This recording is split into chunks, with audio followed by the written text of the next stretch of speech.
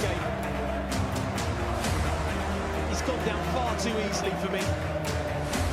Gets there now. That's that early goal disallowed. Fox have made their own beyond it. McAtee! Great goal! Oh, that's special! What a way to respond! And now Amos will send it into a busy box. Good delivery! And they're in front! It's the captain, Waterfall! And that is why you cannot switch on for a split second. It's a great flick on. I mean, they're saying maybe the arms used it to head it. Not his head. That they feel that it was a handball that's fine. Is it Mullins and Maradona moment, this? You look at the arm there. The edge of the box. McAtee looked to find him! Here's Shrewsbury coming on. Now he's got 4 goals in his last 2 games to get that late winner in the 119th minute at Meadow Lane. In it goes for McAtee. He's done it again! Oh, here.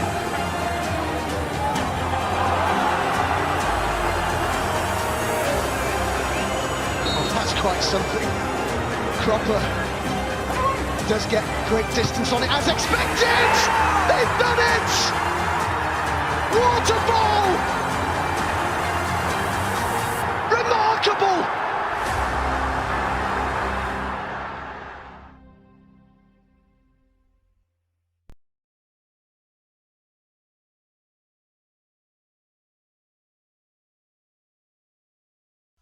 Welcome to a special edition of Three Fish on the Shirt. We've got a very special guest with us on this episode. It's none other than Grimsby Town hero, Luke Waterfall. Hi Luke, how are you doing? Hi guys, you alright? Thanks for having me on. Looking forward to it. You're very welcome. And we've also got with us tonight Rossi and Steve. Right chaps, how are you doing? Very well, thank you. Good, Jason. So yeah, it'd be great to have you on. We've been having a catch up with you over the last couple of weeks, trying to get you to get a time together to get on, which is fab. We saw you at Chesterfield as well, which was good to see you again in the flesh, and you were well received by the town fans. What was that like the other night? Yeah, we're well received. Yeah, it was really good. Really enjoyed it. Went with my old man and my eldest son.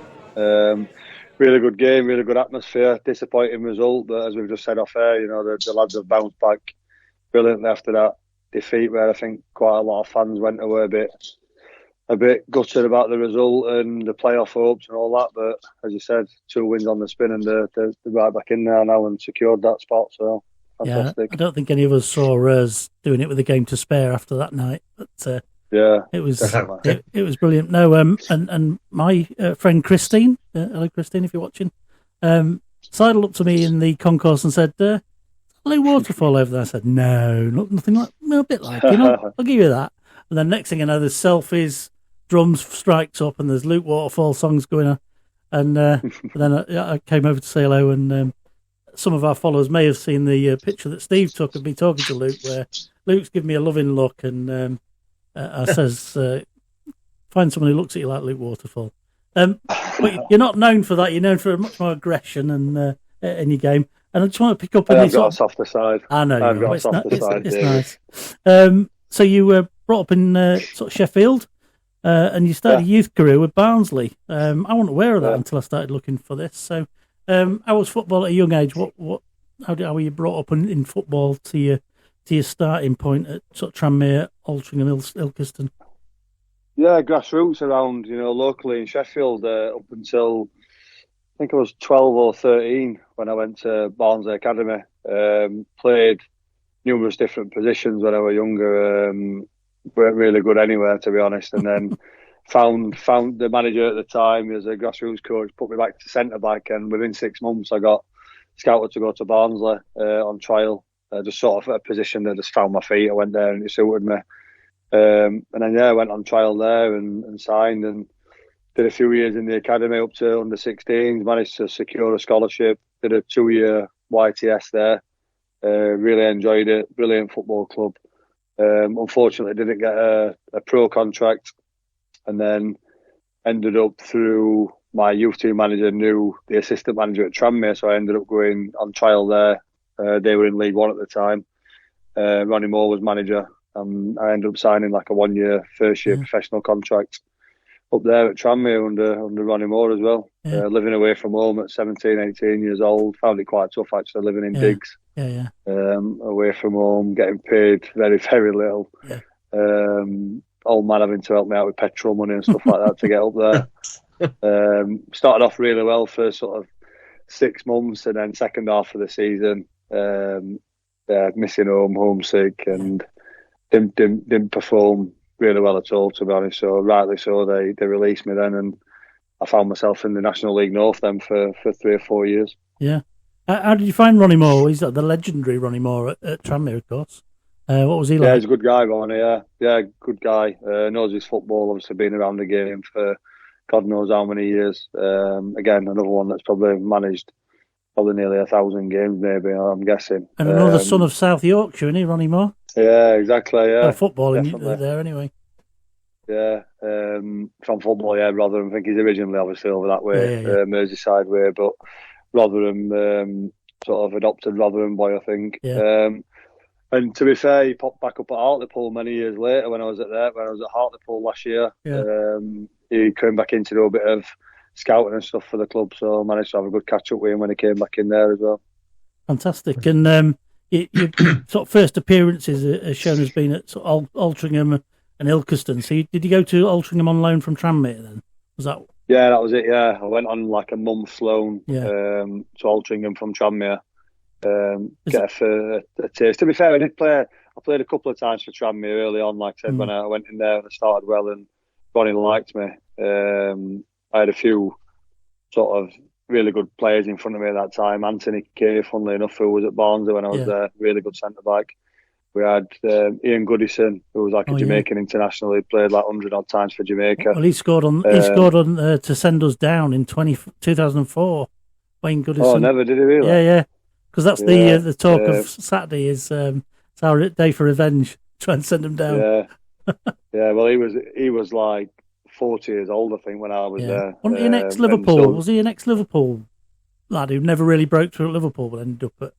Oh, I'm not sure. I'm not I'll sure. have to look that up. But he was a faint memory. Yeah, he was a good player. Like I said, he was about 40 years old, but he was a really good player. So I played a couple of cup games. I was on the bench sort of first few months of the season, and then I had that loan at Altrincham. And then struggled to break in really after that. Like I said, struggled myself performance-wise and living away from home. And then, as I said, rightly so, Ronnie chose to release me at the end of that season, and I ended up at Ilkeston. Went on trial there, Conference North, just trying to find my feet. Really trying to, still wanted to try and make it as a footballer, and really desperate to do that. And time there at Ilkeston under a guy called Kevin Wilson, who played for Chelsea in Northern Ireland, striker. Yeah.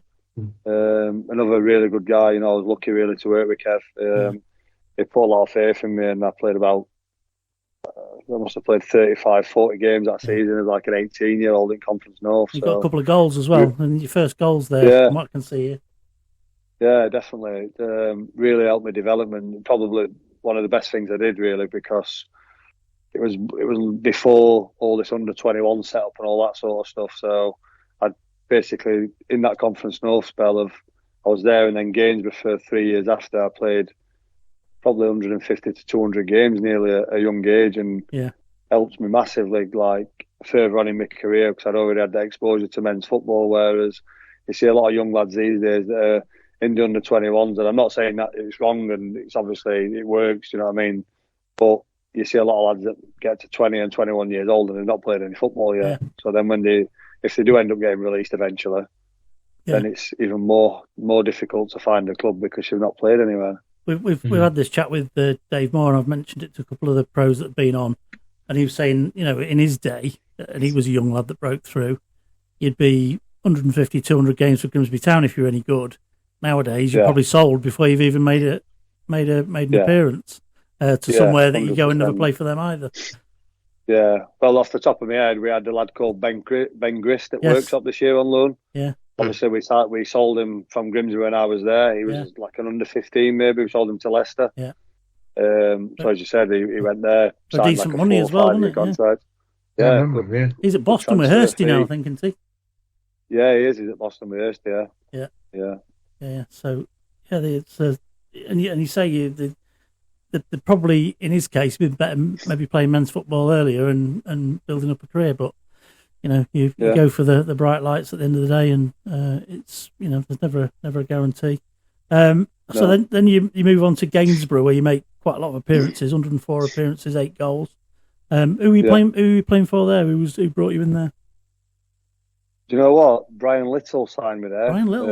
Wow. Brian Little, yeah, I know, legend, absolutely. Obviously, England international, I think, and Aston Villa legend.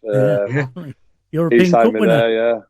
there, yeah. Another, to be fair, top man. New football inside out. He was the manager for the first year I was there. We struggled actually first year. We had quite a lot of big names for that level. We had Luke Beckett, a striker, who we'd signed from, I think he was from Huddersfield. A lot of sort of experienced older pros dropping down the levels, and it didn't really work, if I'm honest. We struggled that first season. And then Brian left after that first season, and Steve Howsham took over. Former Scunthorpe, Steve Howsham. Yeah, that's the one. Yeah, and Howsh signed a few younger lads, more legs in the team, and we ended up, if it was a second or third season, we finished in the playoffs, and we got to the playoff final, and we lost narrowly in the playoff final to Nuneaton. And then I left then and went to Scunthorpe. When did we talk about that? Where was the playoff final played with Gainsborough? Where did they do them at? They play them at its highest, so we played at home. All right. I believe that's still the format now, I believe, right, in the National League North. So if obviously you finish third and you play in the team who finished sixth, you play at the team who finished third stadium. So there's none of this going to Wembley or a big ground anywhere. No, there's none of that in the National League North, unfortunately. Yeah. Just to correct myself, I was a generation out with the Goodisons. It was Ian Goodison. Ian Goodison. Yeah, no, Wayne. Yeah. I was thinking of Wayne Goodison. It was much earlier. He's in his 60s now. He'd have been 50 odd at the time you were talking about. Yeah, I'm not that old. No. So Scunthorpe. Who signed you at Scunny? 2013. You get to Scunthorpe. Brian Laws was manager. Brian Laws. When I first went in there at Scunny. Yeah. Loader, again, another football man, managed Burnley in the Premier League, Sheffield Wednesday. We had some good players, some good experienced players. Dion Burton, Chris Iwalumo. We had Sam Winnall, striker, who was obviously younger, similar to me, but went on to have a fantastic career, scored a lot of goals. Yeah. Matty Sparrow, midfielder, really good, experienced player. Brian actually left. He got sacked after a couple of months, and Russ Wilcox took over. Yeah, because Russ had played for Scunny as well, hadn't he? Yeah, and they did fantastic. He went unbeaten from around October to the end of the season. He went like 38 games, I think it was, or 36 games unbeaten, I think, all the way to the end of the season. Yeah. Finished second and got promoted. I think Chesterfield might have won the league that year. Yeah. Can't quite remember, but anyway, we got promoted. I think I played about 10 or 11 games, I think, in total. Yeah. But yeah, it was good to be involved back in full-time football after 4 years in the National League North, playing part-time. It was good to be back full-time and being around some of those players I've just mentioned there. We had Dave Murphy as well, centre-back. Really, really nice lad and good player, and just learning again and training every day again was brilliant. Yeah, Russ Wilcox was after real success in that season. I think he got sacked the next season, and he ended up having a big fallout on Sky Sports with Jeff Stelling and Peter Swan, wasn't there? Did he? I can't remember. I can't quite remember that. I know he got sacked. How can you sack him? And he's done so well for you. And Peter Swan went off on one in this absolute rant, and it was kind of the start of the end of Peter Swan. After that, it all started to come out about the rest of him. So, did you pick up any of the sort of start of the troubles at Scunny when you were there? No, not at all. Nothing at all. I think that come out quite a few years later when I had left, but there was nothing at all. It seemed really stable, really he backed him. To be fair to him, he put a lot of money into it. I mean, you can't say he didn't. While he was there, he backed him, and they got to playoffs near the playoffs in League One, I think, didn't they? One day they were right up there in League One. It was where he was putting the rest of his money that caused him a problem. But anyway, we will not go there.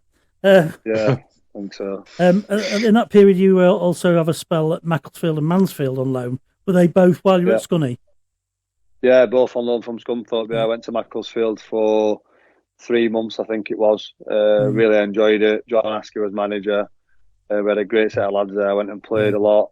They wanted to keep me on loan, and I did really enjoy it. But Mansfield came in to take me, which was League Two, and I was like desperate to play in the Football League, desperate to rack some EFL appearances up to, because that's where I wanted to be and that's where I saw myself, and I wanted to try and rack those games up to get interest from other league clubs. Yeah, and you must have got on well with John Askey because you joined him again later on, didn't you, at Shrewsbury? Yeah, come back to that. Yeah, I did. Yeah. But what was he like to play for? John was a good guy, a good man manager.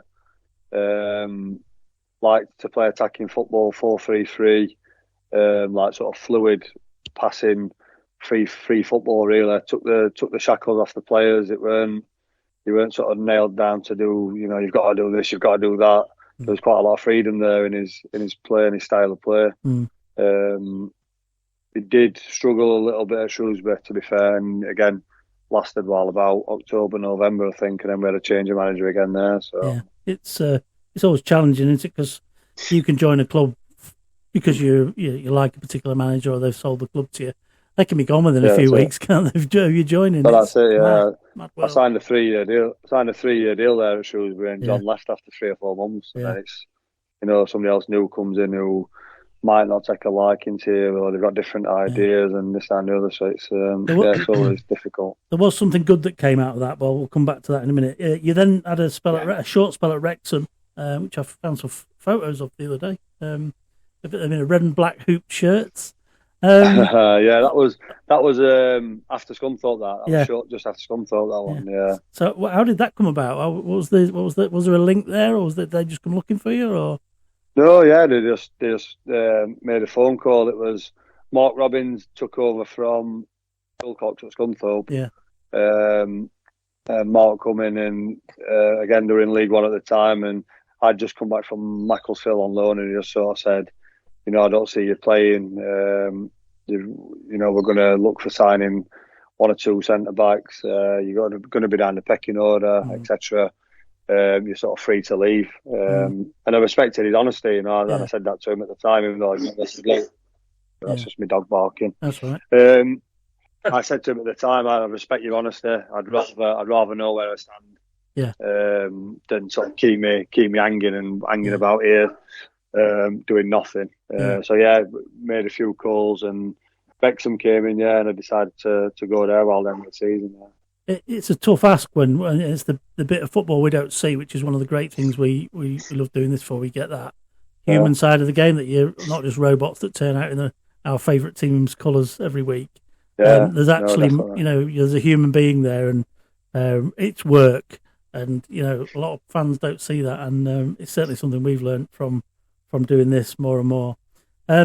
So say he did it the right way, and he was honest with you, and like I say, in a tough situation, there's a right way and wrong way to do it.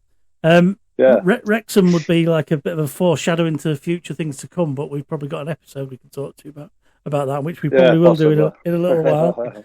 No spoilers. What are you talking about? But you went from there after a few games at Wrexham to Lincoln, where you really racked up the appearances and really hit the scene, getting to the quarterfinals of the FA Cup. So you played few enough games for Scunny for us to forgive you before you got to us, but I know. Lincoln, you played 111 games. I've got here. I don't know if that's right, but getting to the quarterfinals of the FA Cup is something special for players that are playing in sort of the EFL, particularly. So, how do you remember your time at Lincoln? Yeah, really good. I know it's another Lincolnshire club I've played for. I seem to have done the rounds in Lincolnshire, don't I? But and I know Grimsby and Lincoln fans don't get on too much, but I have got fond memories at both clubs. But we had you for longer. I know. To see the club, to see Lincoln get promoted to the Championship, obviously recently, compared to when I first signed in 2015. Honestly, it's like worlds and worlds apart. When I first signed, we was either training on the AstroTurf next to the stadium, next to Sinsel Bank, or we were using there was an army barracks just up sort of a 10-minute drive away with like a field on the back of this army barracks just marked out, and we were training on there. And as I said, I've been back since. I went back last summer with Workshop, doing a bit of help with Workshop, looking at younger players to potentially bring in on loan. I used my connections there to take the management in and have a look at players, and to see their training ground now, like, and the facilities they've got, like I said, from 2015 to then is absolutely unbelievable, honestly. So you got back in 2016-17 to the EFL as champions. How was that to go for a league season and come out as champions?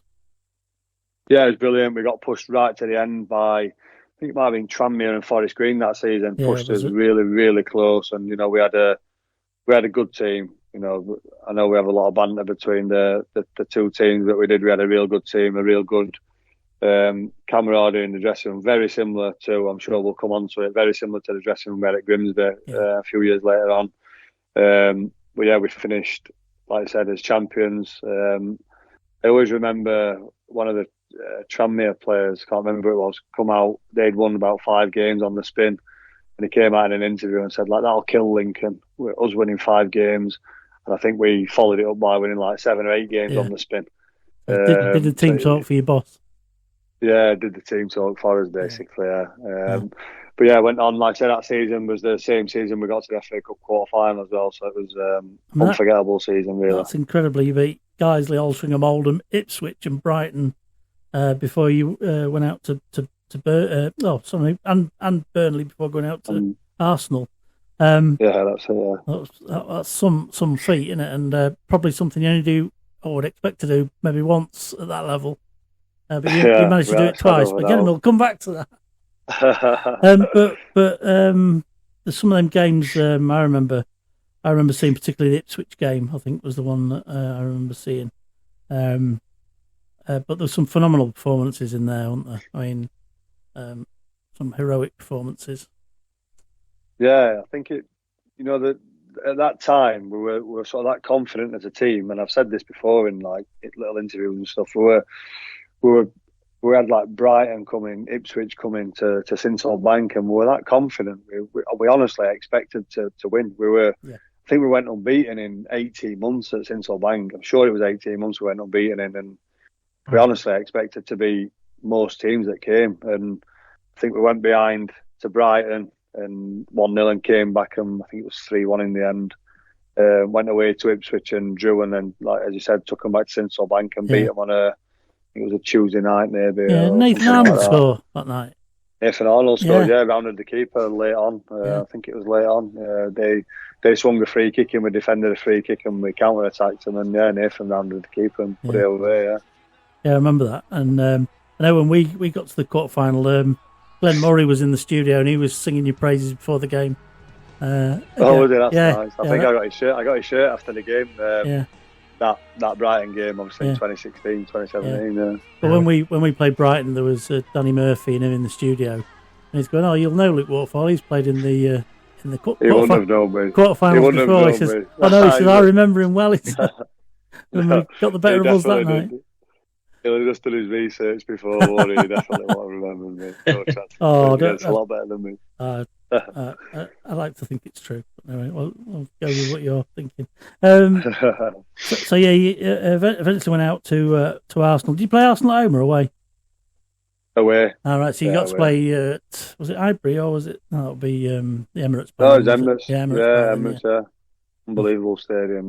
Just, it was 65,000 there. It was someday absolutely one of the toughest 45 minutes I've ever experienced. Who were you up against that day? Giroud was up top. Theo Walcott, Alexis Sanchez, Mesut Ozil. So to be fair to him and to be fair to Arsene Wenger, they played a full strength team more or less. He really showed us a lot of respect and went full strength more or less. But in reality, sorry, go on. I would just say the first 45 minutes it was actually 0-0. Theo Walcott scored bang on half time, 46 minutes. We actually done really well for 45 minutes, and then the second 45 minutes was honestly like I've never seen anything like it in my life. Wow. I remember thinking after about 5 or 10 minutes, ref, please blow the whistle. This is getting absolutely ridiculous. Good time yet, ref? Couldn't get any. When you watch them on the telly and, like people are watching, they go, oh, he's rubbish. Honestly, until you share a picture of them, you do not realise how good they are. They're like on a different planet. You don't always realise, unless you see them in real life, in the stadium, how quick they can ping it around and the skills they can ping it around at that pace at is unbelievable. Yeah, they're just 5 yards quicker upstairs in the head, 5 yards sharper, just honestly everything. They're so good. We had speaking to James McEwen the other week, and he was saying that Barkley in Chelsea it made Harry Clifton, one of our fittest guys, look like he was unfit. He said, I just signed. I'm sure again we'll come on to it, but I just signed prior to that Chelsea game. I was cup tied for it. He said, thank God. He says. I was cup tied. I know. I know. I can remember that game, Ross Barkley, and 2019, wasn't it? Yeah, 2019, and I thought he was a top player then, and he could have been.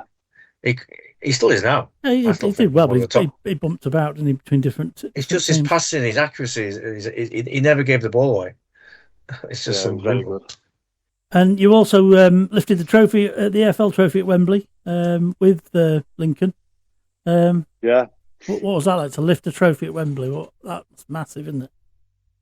Yeah, it's something you dream about as a kid, isn't it? Even though it was, I'd say only the AFL trophy, but like you said, at the end of the day, still lifting a trophy at Wembley. I know a lot of fans and a lot of teams don't take it seriously, but they do when they get to the semi-final or the quarter-final. When Wembley's in touching distance, all of a sudden everybody takes it seriously. Oh, we were playing Burnley in our semi-final, and we beat them 2-0 away after drawing at home. Ended up at Wembley, and then when we won it, it was one of them. Like you say, it was. I'm not bothered. It was just a nice day out. And we got there. It was like we've got to win this. The auto windscreen shield. 98. Yeah. So definitely. Yeah. No. Boyhood dream to play at Wembley and to again walk up them steps as captain with a team and lift a trophy. Was that the first time you've been as a player? I went with Wrexham to Wembley in the FA Trophy. FA Trophy final. We lost to North Ferriby when I was at Wrexham, so that would have been 2014, 2015. Right, Look at that, North Ferriby. I know, beating Wrexham. A good outfit at times, isn't they? Over the years. And then Shrewsbury must have seen the best of you there and signed you up. So that's when you rejoined John Askey in 2018. Yeah, that's it. So funnily enough, Hursty was manager of Shrewsbury when we beat him at Wembley, 1-0. Yeah. And obviously Paul left to Ipswich in that summer. Yeah. John Askey took over, and then that's where obviously the phone call came from. I was still contracted to Lincoln, and the phone call came through. We'd gone all the way through pre-season with Lincoln. I actually played the first game of the new League Two season. Oh yeah. And over the weekend, the negotiations had been going on, and I believe Shrewsbury had met like a buyout clause in the contract over the weekend, and I just felt at the time. I was happy at Lincoln, to be fair. Didn't really want to leave, but I just felt like I had to give it a go. League One would have been the highest I'd played at the time, and it still was. Still is the highest I'd played at. Yeah. They offered me a 3-year contract at 28, I think I was. So it was just sort of like, I need to do it really to have a crack at League One football. The longest contract. Yeah. Well, my thought process obviously going was that there was a lot of like Yorkshire clubs in League One at the time. You'd got Barnsley in there, Doncaster in there. So I was just thinking, if I go there and do well, might be able to get a move to a Barnsley or a Doncaster closer to home in League One and secure myself as a League One player. But it didn't work out like that. Yeah. And you look back, and I think probably should have stayed at Lincoln. But there's lots of ifs, buts, and maybes, isn't there? So. Yeah. And much as we're interested in your journey to get into the next bit, you leave Shrewsbury after a year of that contract, and again you You must like moving early in the season because you moved on the 15th of August 2019 and signed for Town on the same day. So how did that come about? Again, as we said, John lasted 3 or 4 months. We had I think Danny Coyne. I think Coyne played for Grimsby. Yeah. Danny one of the best keepers we've had. Yeah, Coyne took over temporary charge for a few months, and then Sam Ricketts came in as manager, ex-Wolves player. Another real good guy. I played all the way through that season. I played 55 games, I think, that season. We had a good FA Cup run as well, again at Shrewsbury, where we eventually went out to Wolves. We drew 2-2 at Shrewsbury in the first leg, and then ended up playing at Molineux. I think that was the fifth round, and we lost 3-2 away at Wolves. So I played more or less every league game and the cup run. But then the summer came round, and Sam signed a couple of centre backs. Again, sort of said, didn't really see me playing that season. And, I've always been one that wanted to play. I could have easily sat there for the next 2 years and picked my money up, but I've always been one that's wanted to play football. I'd got a couple of close friends at Grimsby at the time, Elliot Whitehouse. I knew James Anson as well, who was there. Yeah. So I'd spoken to them. I'd spoken to a few other clubs, really. Oldham were dead keen at the time. Actually offered me a better contract, to be fair, than Grimsby did, but I didn't get in that era. Why does that not surprise us? No, the Fenty exactly, era. Well, yeah. We don't have anyway, anymore. I know. Anyway, I decided to join Grimsby, and What was you thinking? Was it because it's a little bit closer to the sort of Sheffield, Donny sort of region? Yeah, a little bit closer to home. I think at the time I got opportunities to possibly stay in League One with the likes of Gillingham and Southend that were in League One at that time. But again, like moving down south and stuff like that was not really for me. I'm a bit of a home bird. I've never moved from Sheffield. Even when I was at Shrewsbury, I'd stay over once a week, and I'd travel it from Sheffield. I've got 3 kids, and they're all in school, and so just the location of Grimsby, even though it was still a little drive away, it still used to take us an hour and 15. But I always had a good car school there. I always had lads to travel in with. So and it's always been a bit like that, Town. And although it sounds a long way in sort of 60, 70 miles, it's an easy 60, 70 miles compared to say doing 60, 70 miles around Manchester area or down south. It's exactly. It's quieter the further east you get, doesn't it? Yeah, definitely. Bloody boring motorway as well, the A180, but never mind. Yeah, well. So it's Michael Jolley that brings you in on a 2-year contract, and that turned out to be quite a tumultuous time for the club, but it kind of you went through every sort of era with Town, really, there from the old to the new, didn't you? With joining in that sort of Fenty Michael Jolley era through the Holloway period and into the start of Hurst 2, and went through a lot. Obviously, COVID period as well. So it was there's a lot went off in that sort of 4.5 year spell. Yeah, definitely. So Michael Jolley had a massive fallout with the press and a bit of a ding dong with Mr. Fenty, and then ended up leaving. How did that affect things? The players, did that sort of affect the players at all, or do the players just get on with it? You just get on with it. I mean, as you can probably get the gist of the rest of my career, like the managers come and go a lot. It's not a real surprise anymore. No. Although, even though you might get on with a manager, and I'm sure we'll come on to it, like when Hurst ended up leaving, Grimsby, when we played Doncaster away, like gutted. Got on really well with Paul. But they do come and go, and the lads just sort of, might be a shock for a couple of days, but you've got to move on. Inevitably, you've probably got another game in 2 days' time, so there's no time to really think too much about it. Somebody else comes in charge. Would it have been Benji? Would it have been Ben Davis? I think would have took over temporary charge. I think from Michael. Benji, top man. So gains the respect to the players straight away, and the lads are just going out trying the best for him for the next one, really. And the next sort of big thing happening at the club around that period is that Fenty pulls a rabbit out the hat and brings in, all guns blazing, Ian Holloway out of nowhere. How did that appear to the players? The announcement of Ian Holloway, and was it a bit of a shock? How did you find out? What was the crack? Just probably as shocked and surprised as the fans. Really, like massive name, wasn't it at the time in football, and probably still is. You know, his charisma and his personality and all that sort of stuff, what he brings with it. I remember him walking in that first day. I can't remember who we'd played. He came in after the game to address the players, and he's fully suited and booted up. He's got like a top hat on and all sorts of stuff. And he comes in the dressing room to address the players, and he just is how he is on the screen, on the telly. There's no difference in him, and he's some character. What did you make of his methods? Would you heard from James McEwen that it was a bit disjointed and a bit training was a bit thrown at you, and it involved other activities like darts, and we were all about Dartgate and all that sort of stuff. Yeah. How did you find the methods? Did you find them as wacky as Macca did?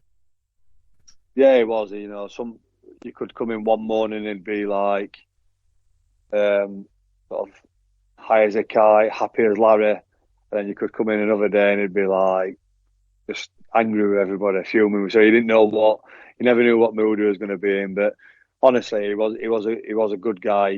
I think one of them you could pick the phone up to. I could probably drop him a message now, having not spoken to him since he left. Yeah. And I think he would help you if you needed help, he would help you. He's one of them that genuinely did care for the players. Even though it didn't work out, obviously at the time at the club. I think he tried to do a lot of his methods around his Blackpool days. Yeah. And unfortunately, we didn't have the players to do it. You know, he's like, Charlie Adam used to do this and Charlie Adam used to do that. But Gaffer, we ain't got Charlie Adam in midfield, unfortunately. He went to Liverpool for 35 million, Gaffer, or something. I don't think we've really got Charlie Adam in midfield. But no, he was. And to be fair, I think did we not start before COVID hit? We were actually doing okay. Yeah, we were doing all right. Before COVID hit. Yeah. Remember the last game, Scunthorpe away, I think, wasn't it? Yeah. Last game before COVID hit. You scored that game, didn't you? I scored, yeah. I think we won 2-0. Yeah. 1-2-0. I was in the game. You enjoyed that goal in front of the enjoyed the that home end. one. I got a cup of boiling hot coffee thrown on my leg. I saw that. Yeah. I was hoping it had lost a bit of its heat by the time it got to you, but it hadn't. Then I'll take it. It's always the way though when you're a home fan and one of your ex-players comes and scores against you. It's always I know, yeah. To be fair, probably my own fault. I went and celebrated in front of their fans, so probably you get what you give them. I remember Chaz scoring in his first stint as well and giving it the old heart, wasn't it? Celebration. You've got to celebrate in front of them. Yeah, so, I mean that's the 9 games you played from expunged from our memories, and we're and up to them we did okay. We as fans then got the impression that he probably in conjunction with Fenty gambled a little bit on COVID ending the season, and then when we came back, bringing in some players of, let's just say, questionable quality, we never looked like it when we came back. What was that bit of the season? Because that second half of that season where it all started to kick off came about. How was that? What was that like to play in amongst all that turmoil? Because there was the new owners were sort of circling. There was the Holloway Fenty axis that seemingly Holloway didn't want to work with anybody but Fenty, which is a bit bizarre when you look at how decent these are. And but what was it like on the inside of all that? Yeah, I think you're right. You know, the COVID hit and we had 5 months off, and then we came back in, and I think you've probably hit the nail on the head. The club or the people in charge were basically saying the season's not going to start. The season's not going to start. There's no way the fans will not be allowed back in. All these football clubs that are doing wage deferrals to players are all wrong because there's not going to be any fans. They'll not be able to pay anybody and all this sort of stuff. So, like I said, they were very fixated on the season not starting, and like rightly said, I think probably gambled on that. We had no pre-season fixtures arranged whatsoever. We didn't play a pre-season game. I think we played 2 in-house trial games where we invited 11 trialists in. to play against us just behind closed doors, which is nowhere near enough going into a League Two season. And then I think our first competitive sort of, what we'd have classed as a bit of a competitive pre-season fixture was actually like a League Cup game, I think, against Morecambe, EFL League Cup game. So we had no preparation going into that season whatsoever. And I think, like, as you rightly said, I think we sort of signed nobody really. And then 2 weeks before the season's about to start, like a mad panic to, we better get some players in, and ultimately signed, probably players that maybe weren't up to the level, and lads that, from lower down and stuff like that. And we just never got off to a good start really that season. And look, it's not an excuse for what inevitably happened with the relegation, but we definitely didn't give ourselves the best chance that season, without a shadow of a doubt. No, and we spoke to Lenny and Macca about that sort of back end of the season, even when Hursty came back and was trying to sort of dig us out the crap. And Lenny was saying it's difficult when Hursty's bringing players in, and it's like anything. Players and teams need to gel at times. Did you always feel there was a chance we were going to escape? Because I think the fans thought it was certainly hoped it was doable. Yeah, definitely. I think it's one of those. You're in sort of January, February, and the players are sort of like, we'll not go down. We're too good to go down. We're too good to go down. But every team that gets relegated probably says that at some point, around that January, February time, when they're in and around it, and they're like, we'll be all right. And then all of a sudden, we've gone from having 15 games of the season left to then it's like 10 games, and then it's 5, and all of a sudden you're like, we need 3 wins out of 5 games or whatever, and you've not won for a while, so the chances of winning 3 out of 4 or 3 out of 5 become very slim. And I think we were narrowly losing games that season. We were like drawing 0-0 or losing 1-0, and we'd been better side and we'd lose 1-0, and you're coming off and you're in the last minute and then letting one in the injury time. It was one game at Stevenage, I think it was. Yeah, exactly that. I remember that game. Gale Force wins that game. Was awful. We all watched it from home, didn't we? We're narrowly getting beat, coming off from the wrong end of things, and hard luck story. You're coming off and you're like, oh, another hard luck story. But again, not good enough ultimately. But when you are down there, those sort of things seem to go against you. Whereas when I was in the better teams, the Lincoln, the Grimsby, when we were good, you get the rub of the green, the other side of things. Somehow that just seems to be the footballing. How football works. Once you're up there, you get the rub of the green. You're down there, you sort of don't for some reason. Because I think the truth is somewhere in that you do make your own luck, because that you're on your game that little bit more, and it is very marginal, isn't it? It's that you've got that extra 1%, and it's enough to overpower your opponents, whatever. 100%. In that season, I think one of the things that I felt was that defenders, particularly yourself, escaped you a little bit at the back end of the season. But the thing that struck me, did you feel that? Did you feel as though people were on your back? I think so, yeah. Again, I would never make any excuses because I weren't good enough myself that season. I did feel like me and the young boy, Matty Pollock, who, by the way, is a fantastic player and has gone on to play every week in, week out for Watford. I did think me and Matty took the brunt of it, But it's a bit like keepers, isn't it? If something doesn't go right at the back, the defenders, it tends to lead to goals or exactly or right, something if there's a mistake.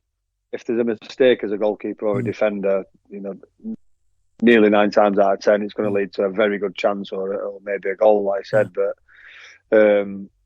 we definitely weren't helped with what was in front of us that year. And as I said, me and Matty's as honest as I am. Me and him would never say, "Oh, we had a good season. It was everybody else's fault." Nowhere near that ever. As I said before, and I've said many a time before, I wasn't at my best that season at all. And I don't ask that question to stick the boot in, but I do want to make the point of though the noticeable difference between that and the following season, where you were like hero worship. You think, this is like two different things, it's funny how football turns out, and I do remember feeling the season after, when, like I said, all of a sudden you get imploded, and it's like you're a different player, and I'm thinking, I'm not a different player. I'm in a different team. I'm in Like Kirsty obviously rebuilt the full squad, and that maybe worked to my strengths. You know what I mean? I was like 31, 32 years old. I've not all of a sudden become a good player. Do you know what I mean? I played about no more 400 than you become a bad player in a team that wasn't doing very well. Exactly. Exactly, and all of a sudden you don't become a bad player. Like in that relegation season, I'd played in League One the season before, so you don't all of a sudden become a bad player. Didn't have a good season, without a shadow of a doubt. It was a poor season from myself and my own standards. Yeah. But you couldn't pick anybody out that season and say they were brilliant, could you? So that's fair enough. No, exactly. Yeah. Goalies and defenders always get it in the neck. Yeah, just come back after that relegation season and determined to put it right. You know, I went away in the summer and worked relentlessly hard in the summer to get super fit, and went back that pre-season with a point to prove. You know, like I said, probably the stick I got. Probably I was like, well, I'm going to show everybody that that's not me. I'm not a bad player. I'm not finished or whatever. And that's just how I've always been. I've always fought back against critics or managers that have sort of doubted me and released me or dropped me and all that sort of stuff. So. And that's fantastic. And I think, as the relegation happened, the new owners came in. I've never known such a positive relegation. There was a lot of positivity around the place with the new owners coming in. And it felt like a bit of we've gone down, but it's a rebirth. And it was a rebuild. And it certainly, you dropped into that like a duck to water. You were scoring goals. Luke, not your Luke, Alex Hunt, who we've already mentioned, had like a radar to your forehead, didn't he? Stick the ball in your forehead. Unbelievable. And one, I don't know we'll ask you what your favourite. We won't ask you what your favourite goal is because I think that's going to come in a different bit. But one of the most memorable league goals, if you take it out of other games, was the thumping header against Wrexham in the league game 3-1, where it probably should have been 3-0, but they got away with a foul on the halfway line. But Alex Hunt just stuck it straight on your head, didn't he? And he was good at doing that, wasn't he, that season? Yeah, he was very good at doing that. He had a delivery that I just absolutely loved. He used to just drill the ball in. And we got to the point where Kirsty and we worked on it in training. Everybody else would go in and stand like 6-yard box type of area and just leave me 1v1 with like whoever was marking me, like towards sort of not quite the edge of the box, just a bit further inside the box, and we'd just go on, just leave Luke 1v1 against whoever's marking him, and until find him, and we'll just have a good old scrap for the first contact. Yeah, and it sort of became telepathic. Well, that's one of my favourite goals of yours, barring a couple of other notable mentions which are in the future as we speak. But yeah, that was a fantastic season. I think he scored a few goals that season as well. You seem to remember you scoring against Dover. Although I was on holiday I didn't get to that game. Yeah, I got two. Win. I think I got two against Dover. Yeah. They did all right, 7 or 8 goals, and similar to the season at Lincoln, it seems to be whenever I'm in a good successful team, we chip in with some goals from set pieces, which always help. If your centre half can chip in with 6, 7, 8 goals, you've always got a chance of doing well. And after the turmoil of the previous managers, how did you find playing under Paul Hurst? Because he's obviously had a good few players playing for him at Town and in his 2 spells. What was your verdict on Paul Hurst? I got on really well with Paul and Doiger. Sheffield lads stick together. Now. Yeah. Still speak to him. Still in contact with him now. Still speak to Doiger a fair bit as well. It's interesting. I don't know if you guys have heard me say this before, but that relegation season, I had a honest conversation with Paul that summer where he said I was free to leave before that National League season. After we got relegated, he rang me and said, you're free to leave if something comes up that you fancy. I've got a year left on my contract. I had a couple of clubs like showed interest, but nothing that really took me fancy. And as I said, I were desperate to put it right at Grimsby. I liked the club. I loved the club. I didn't want to leave on that note. So again, although I did get on well with Paul, and as I said, I still do now, still speak to him, we got on really well. I took that as a bit of a disrespect to myself, like thinking, look, you don't think I'm good enough to play in the National League, I'll show you, sort of thing. And that's when, like I said, I made my mind up then I was going to stay and I was going to prove him wrong. And went away and got super fit in the summer. Went back and I was at like. Not, I wouldn't say I was at the front of the running because we'd got Harry Clifton and the likes of them. We've heard about Harry Clifton, the Duracell bunny. Yeah. I wouldn't say I was at the front, but I did really well in the running and all that sort of stuff, and did really well in the pre-season games whenever I played. Did really well, and we started that first game against Weymouth at home. I didn't play. Sean played and Dave Long-King played. And I remember being a little bit gutted that first game, thinking like I've probably been the best player pre-season or one of the best players in pre-season, and I've not played. But then, to be fair to Paul, I went to Stockport on the Tuesday night, I think it was, and I wasn't expecting to play because we beat Weymouth 1-0, and it chucked me in a back three, and we drew 0-0 away at Stockport, and then I stayed in ever since. McAtee had one disallowed or something, or he was dragged down, clean through or something. I can't quite remember. No, I can't quite. We drew 0-0 anyway, and they were obviously a good side. Yeah, and I stayed in from that game on really. And to be fair to Paul, like that's credit to Paul as well, because a lot of managers in that situation would have been stubborn and like we've made I've made my mind up that's it. But he didn't. He fair play to him. He like I say he sort of. Give me the chance to put it right. But you've given him that choice to make by sticking your guns and saying, "No, I can do this." And I think 100%, as Town fans, that's one thing we love as much as anything. You can get the most skillful players, but if somebody's hard working and giving their all for the club, they'll love you forever at Grimsby Town. And I think that's what you turned, that relegation season, which we'd want to forget for everybody really, into something brilliant the following season. And as I say, the early season optimism was borne out with the performances some cracking performances over the season. And I remember very clearly people saying, Luke Waterfall's like a new signing this season. It's fantastic. Oh, yeah. And I did have a few messages like that, You're like a new player. It's like, what's happened? Did you take that as a positive, or do you think of it as, you saying I was shit before then? Or did you take it as a positive? Yeah, a bit of both, It's like cheeky bugger, but also, like I said, a compliment. They're obviously saying they're doing something right on if they're saying that. I think we all love to see somebody, turning it around and saying, I wasn't happy with it myself. But it wasn't great for anybody, and I'm gonna put it right, and especially for people who love a club, to say, you said I was told I could leave, but I love the club. I wanted to stay. What more could a fan want from a player? To be honest. And I think like the fans, like you said, appreciated that. I might have had some poor games for the club or some not so good games, but I'd like to think they know I'd have always get 110%, and I'd have ran through a brick wall every single game I played, whether I played well or not. And I think the fans appreciate that. Like I said, a town like Grimsby, it's just what they expect anyway.